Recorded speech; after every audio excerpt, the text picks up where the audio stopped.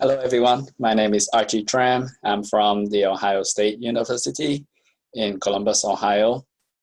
Today, I'm going to talk about the antioxidants found in the eye and how we are using those antioxidants to improve an artificial ocular tissue that we are working in the lab called the vitreous humor. So the vitreous humor is a clear, transparent gel occupying 80% of the eye's volume. You can find it in the vitreal chamber between the lens and the retina. And the vitreous humor contains a high concentration of vitamin C, which is an antioxidant. And the role of this antioxidant is to protect the lens from oxidative damage. Just like other tissues in the body, the vitreous degrades with age, and it needs to be removed and replaced with a substitute. And with it, also the vitamin C concentration is removed. And due to the lack of vitamin C, up to 95% of patients will require cataract extraction due to oxidative damage within 2 years of the removal of the vitreous humor.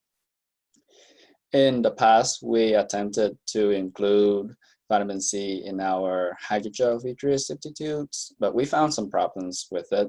The first one was that vitamin C was toxic to ocular cells when used at high concentrations. And second, we found that vitamin C degraded rapidly in solution, which limits its effectiveness in the long term. So the solution we are proposing in this paper is to combine vitamin C with glutathione, which is another antioxidant found in high concentration in the lens. So some results to back up our proposal.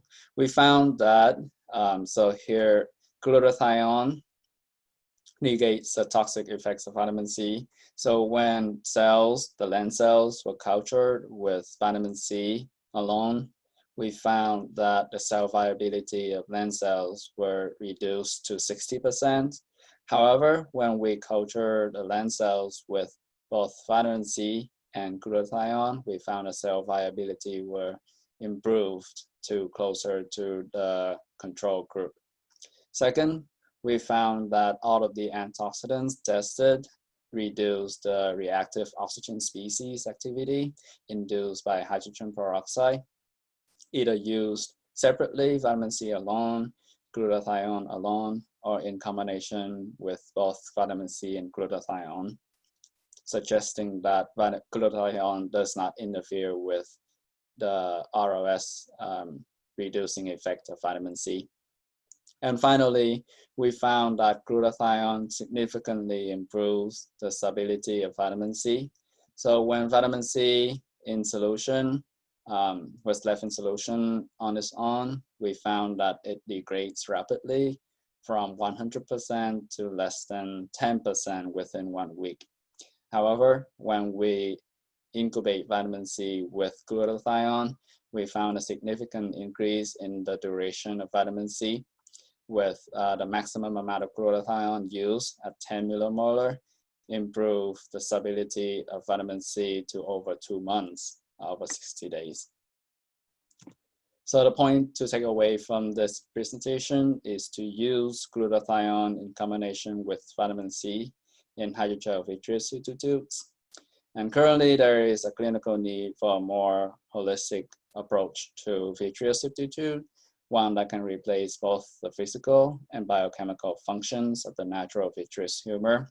The way we are approaching this problem in our lab is to incorporate antioxidants, which can be vitamin C or glutathione, in our polymeric hydrogel vitreous substitutes, with the goal to restore the antioxidants balance in the eye and protect the lens from oxidative damage.